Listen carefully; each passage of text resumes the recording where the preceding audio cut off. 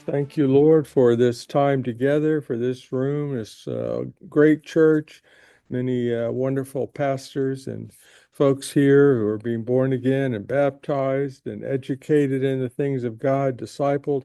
We thank you for your word, the revelation, the unveiling, which you have given to us and maintained through over 1900 years faithfully so that we can receive the things that are coming and understand the things which have gone before and the times in which we live.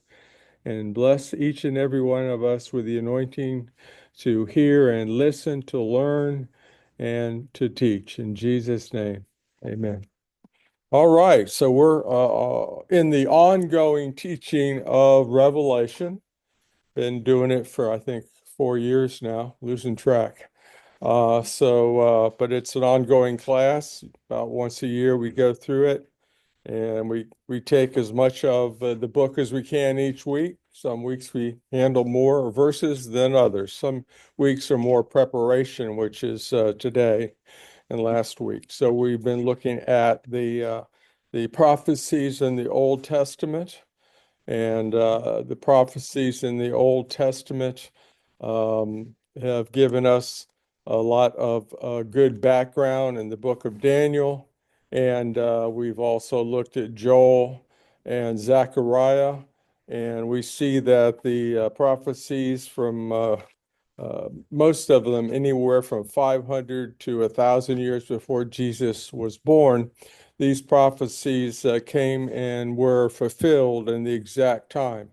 So it's not a matter of conjecture. It's all provable. And especially after the Dead Sea Scrolls were discovered in the fall of 1947. By the way, God kept them hidden until the nation of Israel was reborn. In the month of, I think it was November, the UN gave the mandate to have Israel become a nation again. And that's when the Dead Sea Scrolls were rediscovered. I mean, it's a matter of they'd been there. They were put there by the Qumran community of Essenes, and they had been hidden for a very long time, almost 1900 years. And so, isn't that interesting? They've been there all this time.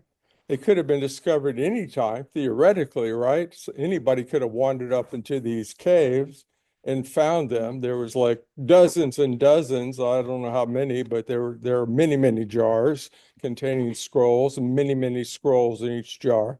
And so at that time, a Bedouin, I won't say Bedouin, when he was a shepherd, who was looking after his sheep, he was going to look in the cave, one of the cave, the main cave, and see if he could find his lost sheep. And so, of course, being practical and being a shepherd, he knew there could be creatures in there, harmful creatures. So he threw a stone in there, expecting that if there was a creature, it would arouse the creature and come out. So that was why he did it. So, but then he heard it hit a jar and it broke the jar. And so that intrigued him. And so then he climbed up there because it was quite a ways above the ground. And he looked in there and found all of these jars full of scrolls. And he took one of the scrolls into, I think it was Jerusalem, and to a antiquities type, trader. And somehow it found its way into an expert in the biblical scriptures in, I think it was Jerusalem University, and he was then informed that this was an old scroll of Isaiah, if I remember right. Eventually, they're all there. I think the only thing that wasn't found in the cave was the Book of Esther, and that's interesting because that's the only book that doesn't mention the name of God, although the Jews considered it to be part of the canon. So, but this is all to say that all the naysayers who said, oh, the Jews and people after them changed all these scriptures. That's why you can't rely on the prophecy. And that was believed for hundreds of years, especially in the 1800s. And then after that, they couldn't say that anymore because the scriptures they found were identical to everything we have today, except maybe there could have been a manuscript change and a minor copying problem, if you will. So, in other words, there's nothing that changed that would affect what we believe and what the scriptures were trying to say. So that's quite interesting. You know, God has the last laugh. He was winking at the naysayers. Yes, sure. Well, I think it's also, I didn't realize it was a shepherd that found the scrolls. Yeah, he's looking for his sheep. Oh, I had thought about that part. Yeah, kind of a parallel, yeah, an object lesson to shepherd, to the great shepherd. Anyway, there's so many things there. But yeah, but it's not uncommon that shepherds, you know, are throughout the Holy Land, especially back then. It wasn't technologically advanced yet. And at that time, it wasn't even a nation. That's another thing to think about. It was a homeland for a bunch of wandering Arabs mainly. Most people don't realize that, but most of the so-called Palestinians actually Jordanian Arabs. So that's another thing. I can't get into that. All I can say that when Israel became a nation, the Jordanians put the so-called Palestinians in concentration camps. How many times have you heard that? Look it up. Don't believe me. So in other words, you get a lot of propaganda. Most of it's not true about that whole scenario, but that's not our lesson. As we continue on, the whole idea there is what I'm trying to put forth as a foundation is the scriptures are reliable. They are scientific. In other words, as far as the study of manuscripts, that's science, right? In that sense, the science of manuscript evidence and the ability to examine it. And so they trace back all these manuscripts. So they know the authentication of the manuscripts. So when we say, oh, you know, these prophecies were given 500 or 1,000 years before Christ, and we're talking, you know, like 3,000, 2,500 years, whatever. That's a long time. If anybody has an idea how long that is, then let me know because my little brain can't handle that kind of distance. You know, I mean, at the time of Christ, they were basically, you know, living the way they had for thousands of years. There was no technology. Well, like they had the wheel.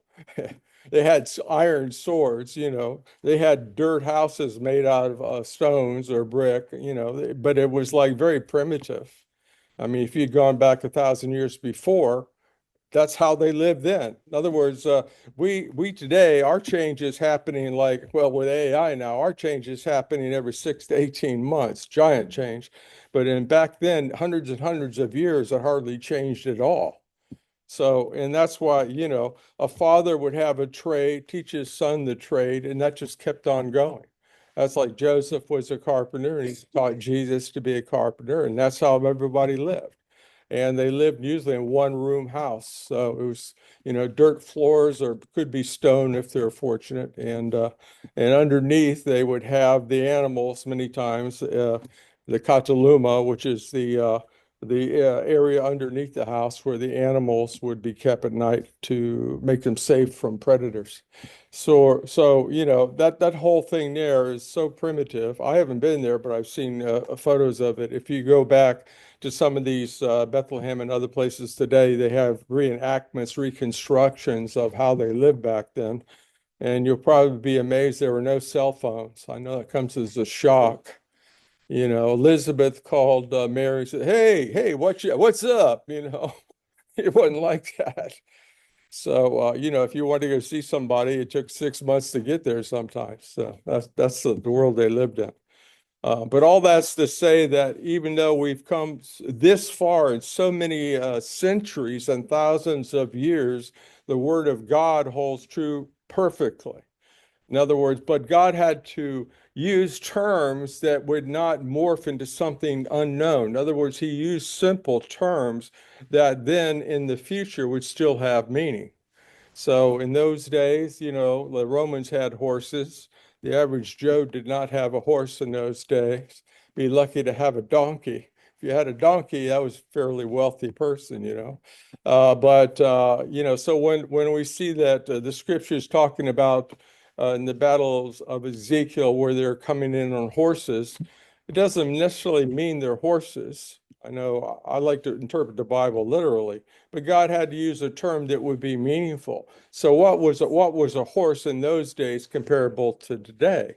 It would be a faster than walking or running device that would allow you to go from one place to another. So today it would be mechanized or it'd be jets or whatever. So God couldn't have told them, oh, there's going to be jets. They go, what's a jet? Boy, they had never heard no jet.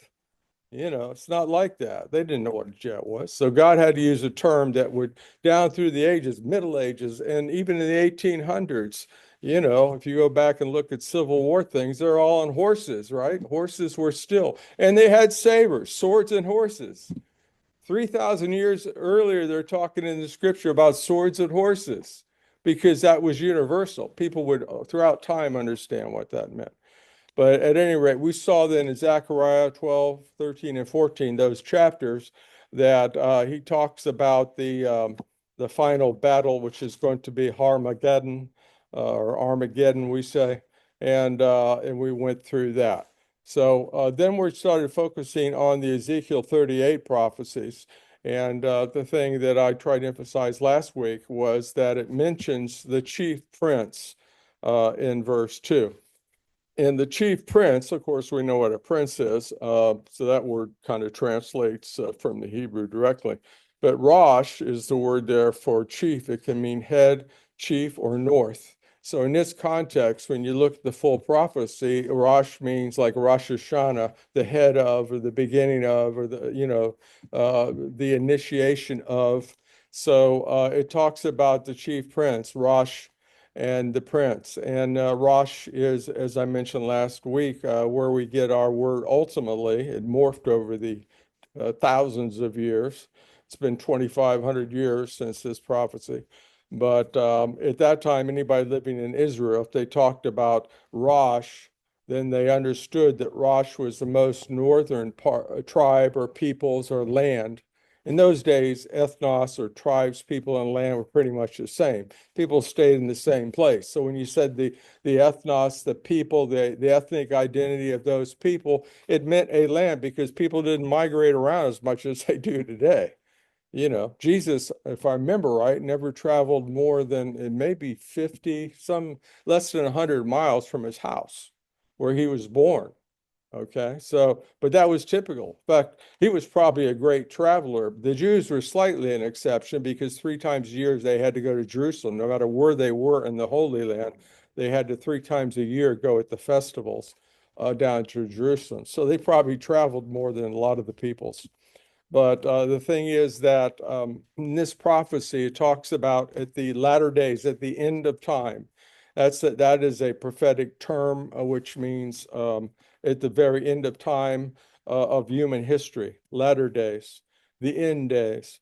And so it talks about Rosh, the chief prince, who's going to come down and act as an umbrella, a shield for 5 other nations. And we mentioned the fact that Rosh, and I said, say it real fast. Rosh means land of. Okay, like in my business, I have fellows in Romania, and I talk to them all the time. And so that's Romania, Romania. That's because the Romans settled there and established that country, and so it became the land of the Romans, Romania. Okay, we call it Romania. So this is Russia. So Russia. That's where we get Russia from. It means the most northern peoples. And I mentioned also that Russia, if you go directly north from Jerusalem, you go and you hit Moscow. There's nothing beyond that. Moscow is the last big city going straight north. So it's obvious where the identity is for this.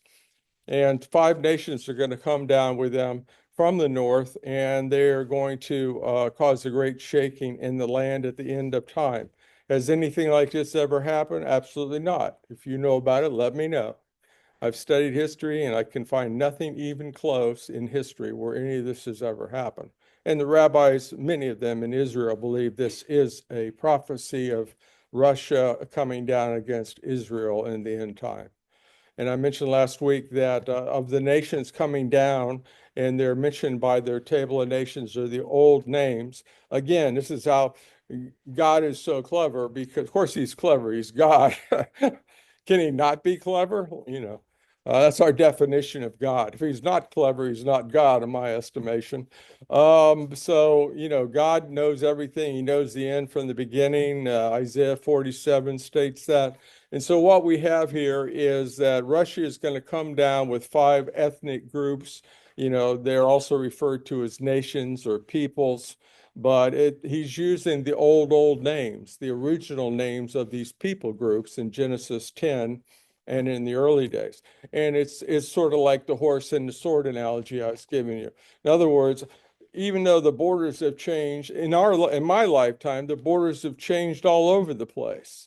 All right. I mean, after World War II, in 1948, a little past that, I was born, and at that time, the map of the Middle East and much of the world was totally redrawn. Most people don't realize that. You talk about Iran and Iraq, and you talk about the Middle East, and it's in the news every day. Those names in those countries didn't exist in 1945.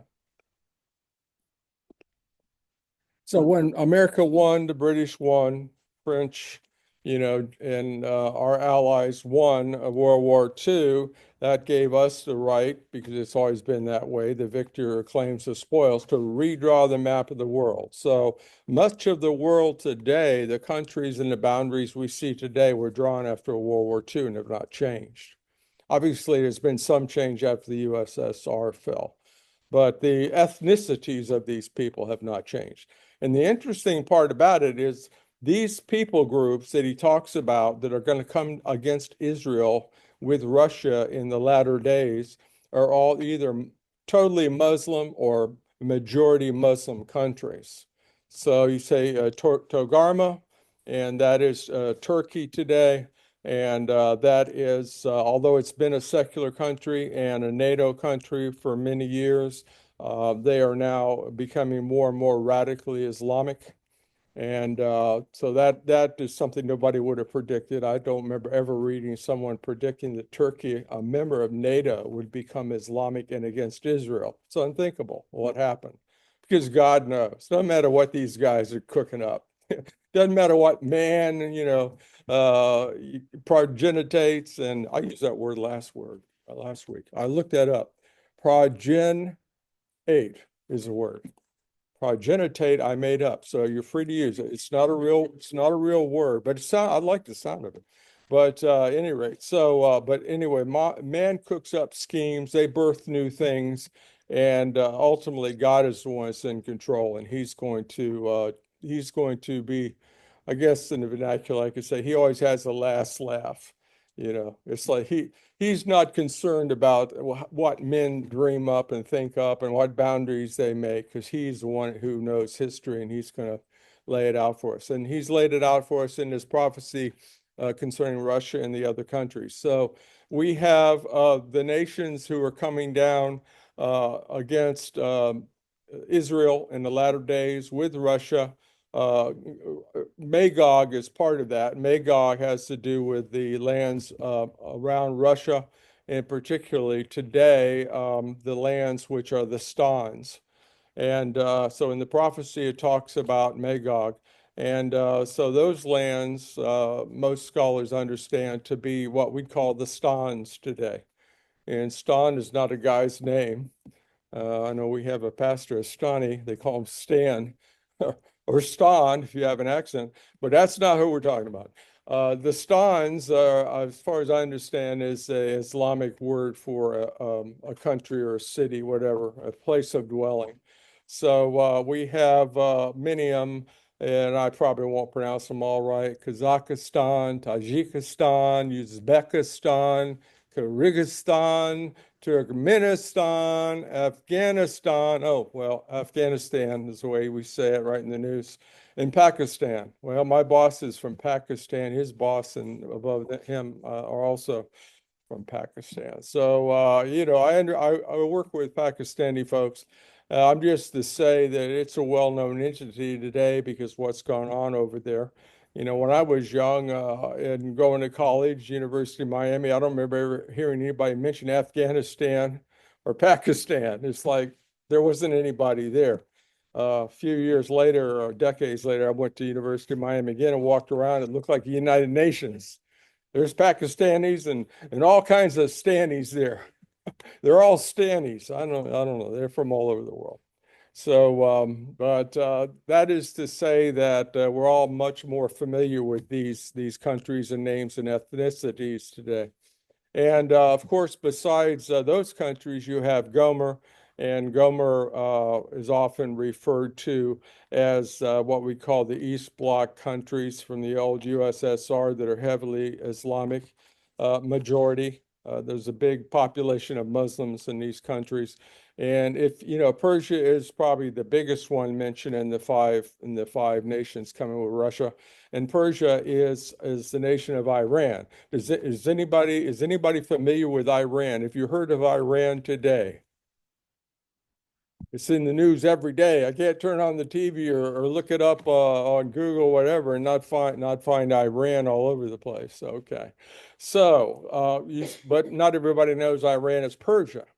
Back when I was younger, like in 1979, the revolutionaries took over our embassy there, and they overthrew the leader of that country, and his title was Prince of Persia. In other words, we say they're Iranis, that are Iranian. I guess Iranian is the right word. Iranians, probably the better word. But you know, also ultimately, if you're going back through history, hundreds and hundreds of years, they're Persians. And Farsi that they speak is the Persian language. Okay, a lot of people don't know that. So when you read these ancient prophecies, we can see that these same nations exist today. Names have been changed to protect the innocent, maybe not to protect the innocent. But you know, so it's not always obvious on the surface. You have to study a little bit to understand where these are coming from. And we have Ethiopia mentioned, but Ethiopia and Libya are two nations mentioned of the five. And of those two, Ethiopia has been in the news quite a bit, and Somalia. And we have to understand that Somalia and Ethiopia are the old country. In other words, all those are the same ethnic peoples. So even though we refer to Somalia like Somali pirates today, they don't really have a government there. But that's all. So that's all part of the old Ethiopia, which was a powerful kingdom in Africa way back when. So Ethiopia was always one of the power players in Africa, Northern Africa, and Libya. Libya was always a power player.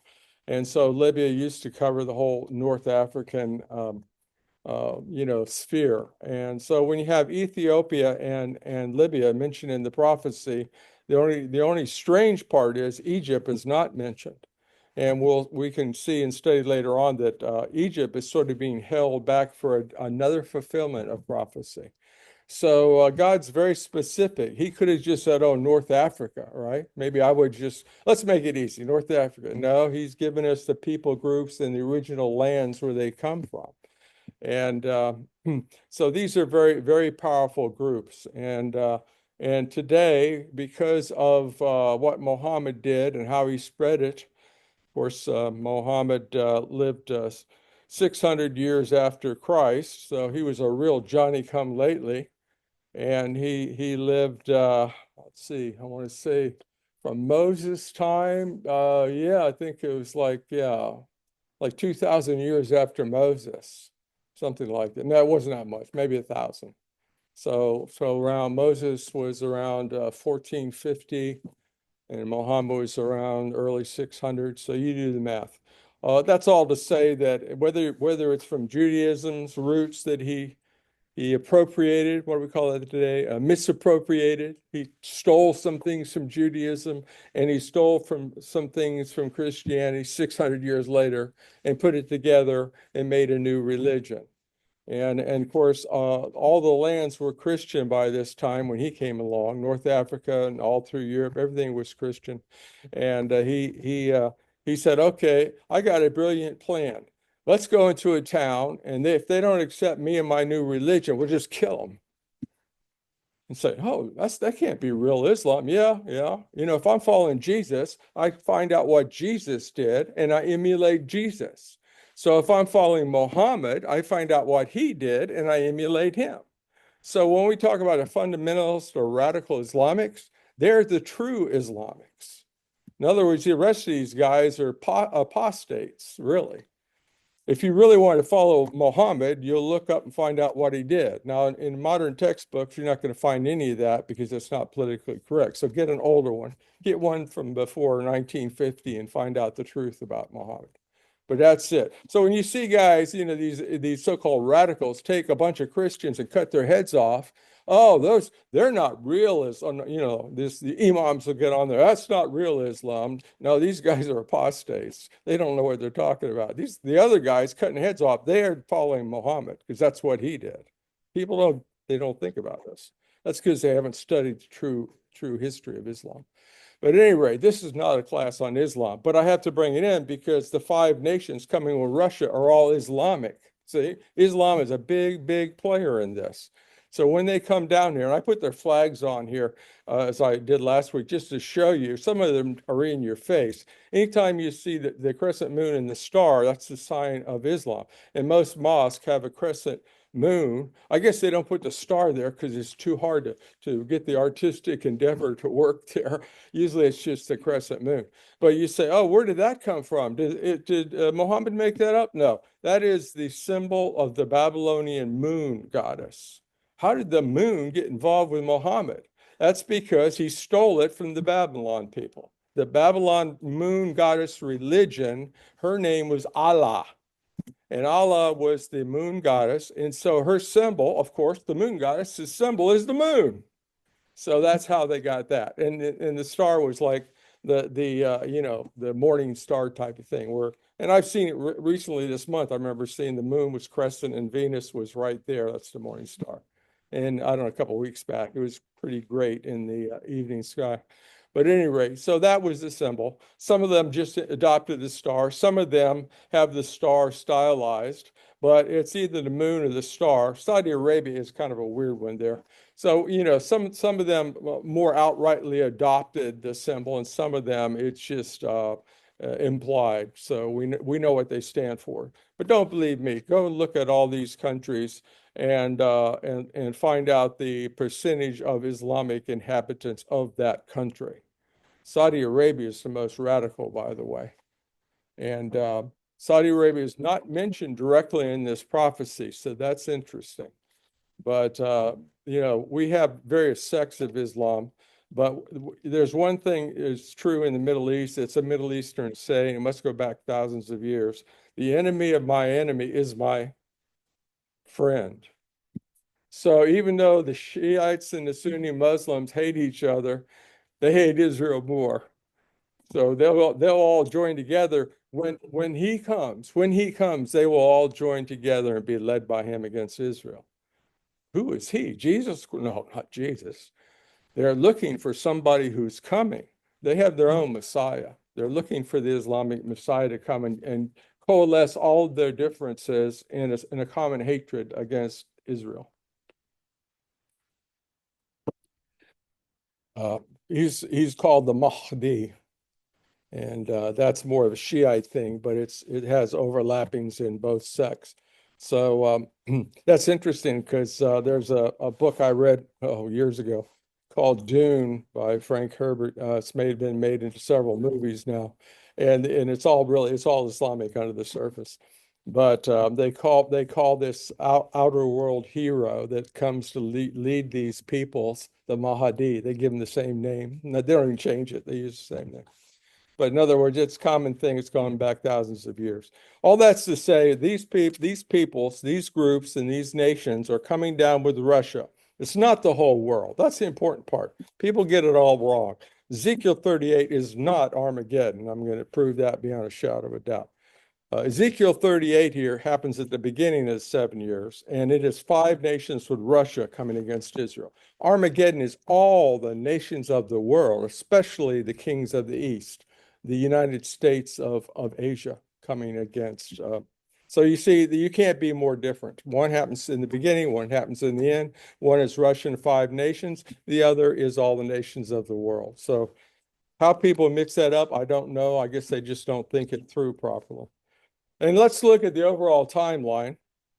In the overall timeline, just so you got to focus, anytime you zero in on something, you want to get a context. So we're going to zero in on a 7-year tribulation period, but we have to understand that the tribulation, which is the next major prophetic event for us, it is a 7-year period that has a beginning, a middle, and an end.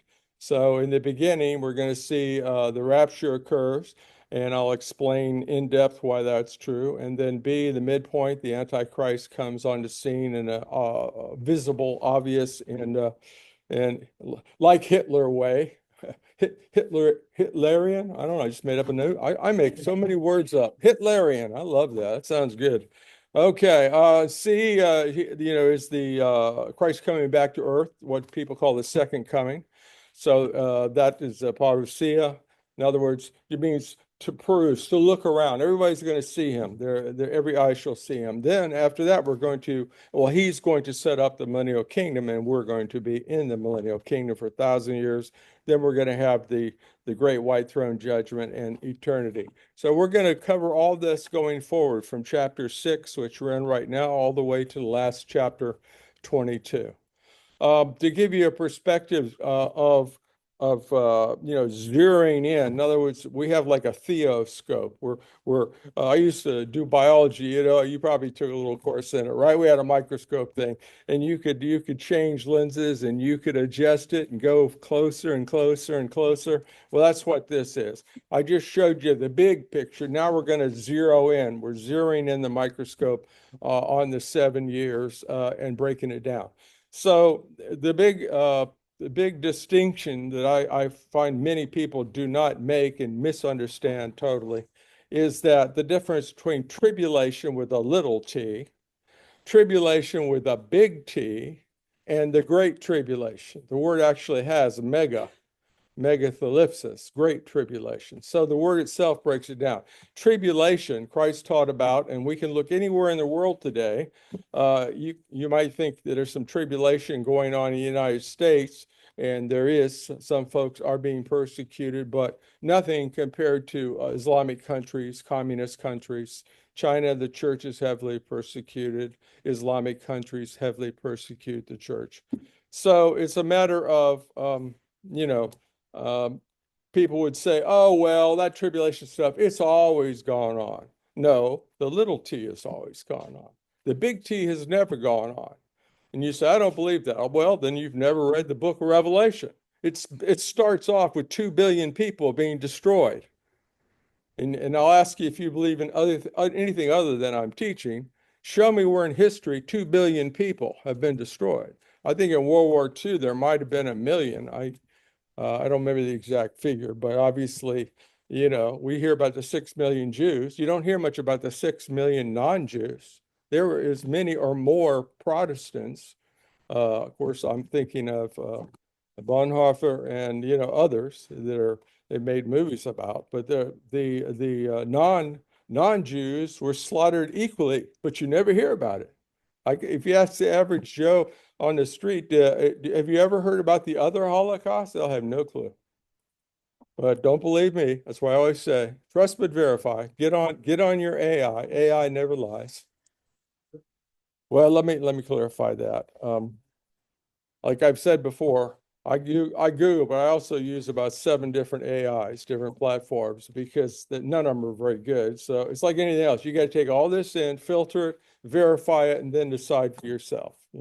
I present, you decide, you make the judgment. But the thing is that the tribulation has always gone on, but we're studying chapter 6 onward. And chapter 6 onward is going to be tribulation with a capital T. And so the tribulation at the beginning of 7 years starts out with 2 billion people being destroyed, killed, murdered, blown up, whatever, The scripture is kind of vague there, but it does state the number. The number is clear. So what we see is that the tribulation begins. It's a horrible time. And Jesus said it'll be a time like no other. So that right there says if you can find another time like it, then that's not it. He said, because it's a time like no other. They've tried to make it sound like the tribulation was the first 10 Caesars that persecuted the church historically. That's nonsense. None of the revelation happened then. You know, if you take one thing out of context, you can like twist it, you know, tortuously twist an interpretation out of it. It doesn't even fit. Because if it doesn't all fit, none of it fits. That's the truth of prophecy. If the prophecy doesn't come true exactly in every aspect, it is false. It's that simple. So if your interpretation doesn't encompass and encounter all the aspects of it, then your interpretation is not correct. But the tribulation is the first 3.5 years. It's going to be a horrible time, but nothing like the last 3.5 years. And the book divides it into 3.5 and 3.5. The last half, the megathlipsis, is the Great Tribulation. I'm not making it up. It's called great. There's a reason it's called great. So at that time, it's going to be a horrible time and much more horrible than anything we've ever experienced. But the 7-year tribulation was established, as we've seen back in Daniel 9:27 of the 70 weeks prophecy. And there's still 1 week, one Shabbat, 1 7-year period to be fulfilled. And it is elucidated and divided and delineated clearly in the book of Revelation. We see 3 different terms, but they all mean the same thing. Sometimes it'll say 3.5 years. Sometimes it'll say 42 months. That's prophetic months, or 1,260 days, but it's clearly divided. There's a first half divided that way and a second half divided that way. And we will hit it as we go. So the thing to understand is that the Daniel 9:24-27 prophecy dovetails with and finds its completion in Revelation chapter actually 6-19. Chapter 4 and 5, those chapters are setting the scene. You're seeing the heavenly timeless scene before it occurs. But what we can clearly see is that the rapture occurs in the beginning, and I'll present all those proofs, and you can decide for yourself. But the main thing to understand is the last 7 years only has one main purpose. That is to get the Jews ready to receive Messiah. And that makes sense, right? Because Paul says all of Israel shall be saved. Well, that sounds great, but what does he mean? When's it going to be saved? I look over there now, most of the Jews in Israel are atheists. I know that may come as a shock, but look it up for yourself. I report, you research. But yeah, most of them in this country and over there are atheists. Very few Orthodox, very few really believe the ancestral purity of their Hebrew doctrine. Okay, so I mean, I think everybody's familiar. If you're in Brooklyn or some of these places, you see the guys with the ringlets and the black hats, well, those are the Orthodox. You have Orthodox, conservative, and Reformed. Orthodox pretty much do things the way they've always been done throughout history. The conservative have become a little bit more modernized. So they're trying to fit into, today's ethos a little bit. And then you have the Reform. Reformed is, I don't know how to put that. They've been influenced so much by outside factors that they don't necessarily take anything that seriously, from what I understand. So, but we have the same thing in Protestantism. Catholicism, I guess, in a sense, has the same thing too, in different groups. Like I say, in the United States, you have a lot of people that call themselves Catholics, but they believe in aborting babies, and they believe in promoting, various sexual abnormalities. So then you have to say, well, does the Catholic Church and the Pope believe in that? Absolutely not. He doesn't believe in that. I mean, so they say they're Catholics, but they don't go to the church, I have some friends. If you ask them, they say, yeah, I'm Catholic. I go, do you ever go to mass? No. Well, what makes you a Catholic? Oh, when I was little, I was made a Catholic, so I'm a Catholic. That's what my neighbors used to say when I was growing up in Miami. We're all Catholics, and they said, yeah, hey, I'm a Catholic. I go, what the heck's it? What's it? Yeah, so Yeah, so I think she's Episcopalian, but that's kind of my point. In other words, you have those divisions in Protestantism and Catholicism. You have the more, the people who really believe in the word and everything, and the people who maybe I'll take part of it. And then you have some of them who don't believe much of anything, but they still say they are that thing. So, it's just human nature. You're going to find people who really believe, people that sort of believe, and people could care less. Not that we have that in this church. Don't raise your hand if you belong to any of those. Okay. But at any rate, so the whole idea, the picture I'm trying to point is that the Jews are the ones that are really believing Jews in the sense that they honestly are trying to follow Moses and the scripture and the prophets. Many of them understand that Messiah is to come. And that was the bugaboo when Jesus came.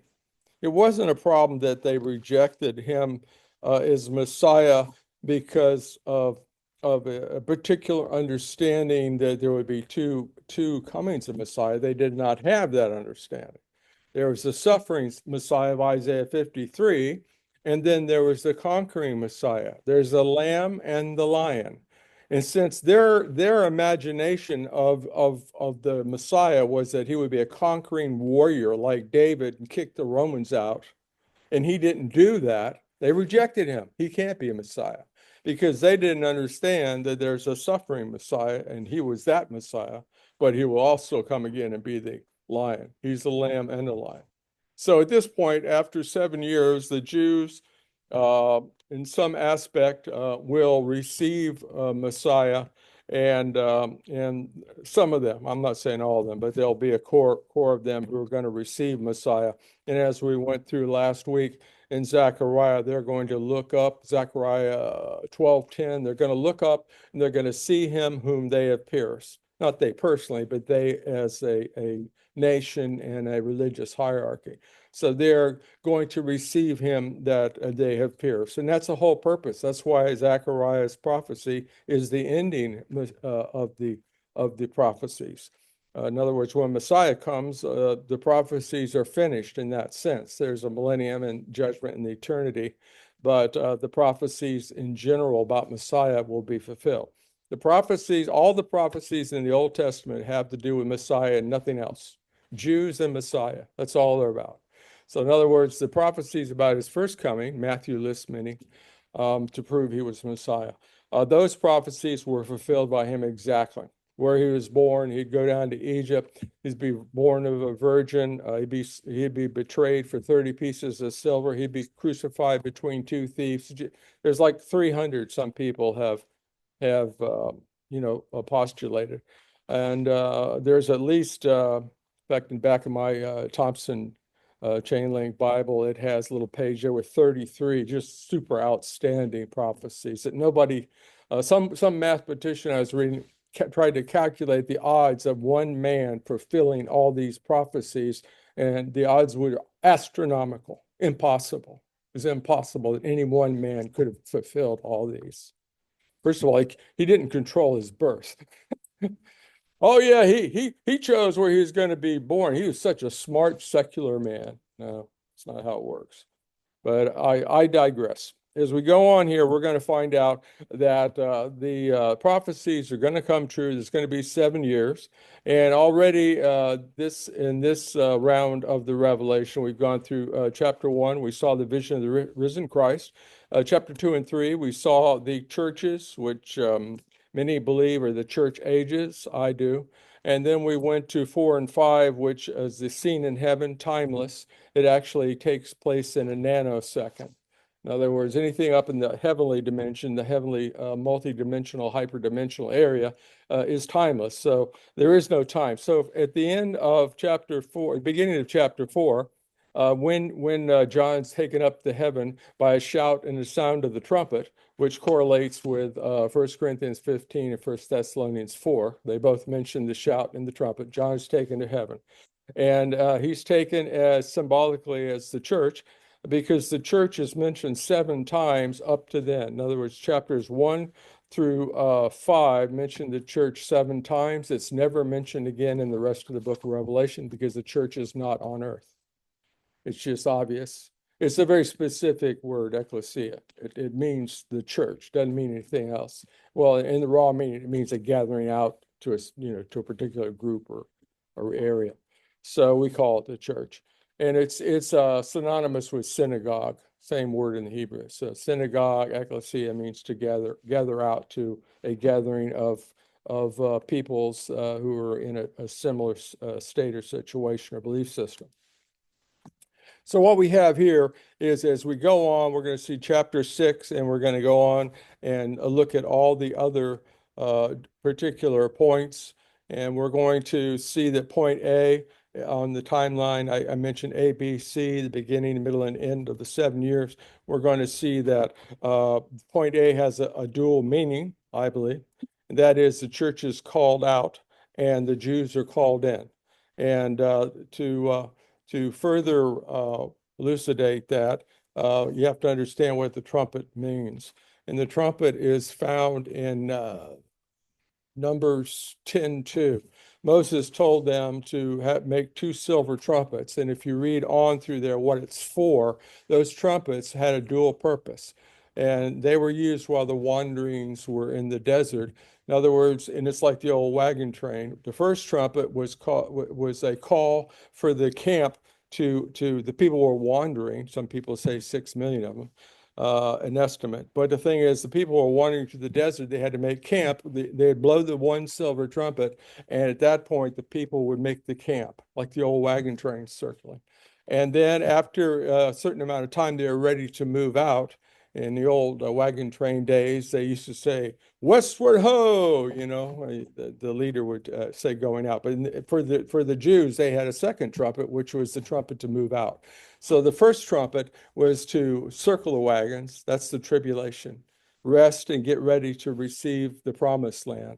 And then the second trumpet was go and inhabit the promised land. So that's why you had 2 trumpets. So people are confused about that. They don't understand the fact that the trumpet has a dual purpose. The trumpet that calls the church out is the trumpet that calls the Jews in. So it's out in. And that's why the first thing that happens is 144,000 Jews are sealed, 12,000 from each tribe to be evangelists to the world, because there are no evangelists. There's no church here to evangelize. That's why it has to happen. And so it's pretty obvious when you look at it from that standpoint.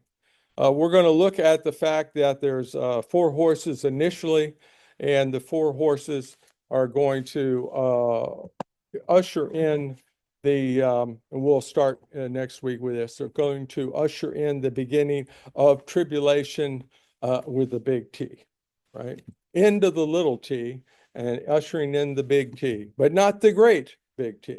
Okay, just the big T. So we're going to see that there's 4 horses, and I will explain that these happen in rapid succession, I believe, because of the nature of what it is. But the most important thing to realize is that these 4 horses occur rapidly together. Just like horses at the racetrack or in the movies. They always are on top of each other's heels. And that the pale horse, the horse of death, kills 1/4 of the earth. That's where I came up with the 2 billion. If you look it up, again, AI or however you want to look it up, you're going to find that the earth now has a population of 8 billion plus. So what is 1/4 of 8 billion? So if it's happening soon, and I believe it is soon, I don't mean this year or tomorrow, but I believe it's going to happen in my lifetime. But you can say I'm an optimist, or is that a pessimist? Well, it depends. Optimist is a Christian, pessimist is a worldly person. But yeah, so but if that's true, we'll see. But the thing is that 2 billion people, by the calculation, if you have elementary school math, I think you can divide 1/4 into 8 billion and come up with 2 billion, like I did. So if that's the case, then we are going to study the most horrible events that ever happened to the world. And you go, how could a loving God do that? That's because I believe the loving God has given us 2,000 years and preached all throughout the earth. And he has given people the knowledge of himself and of Jesus and of the Holy Spirit, and they have rejected it. And my personal opinion is this is God saying, oh, You want to be God? You want to rule the world? You want your one world utopia like they're all talking about? Okay, have at it, boys. He's just going to step back. I mean, the word has a more active, expression. And I wouldn't say that I'm not against that. I'm just saying I think it's a mix because I think some of it is not so much that God is making these horrible things happen as it is God has protected us from these for so very, very long. Think about that. 1945 atom bomb. It's never been dropped again. Well, somebody had to be watching over us because you know how bad they call them bad actors are out there. So I think God's just going to say, okay, next 7 years, you guys can have the earth to rule. And not only that, I'm going to give you Satan to rule over you. He's going to be your God, 100% your God. So you don't want me, you want him? You want the other God, the little God? Then you can have the teensy weensy God. We'll see how you all turn out there. And that's what I believe. God obviously is sovereign. He's going to do things that he does. But I think we overestimate the fact of how evil people are, and that when they're in control, there's no end to the evil. And I always use this analogy. In this country today, if all the believers were taken out tomorrow, what would be left and what kind of country would we have? I think God will have to apologize to Sodom and Gomorrah.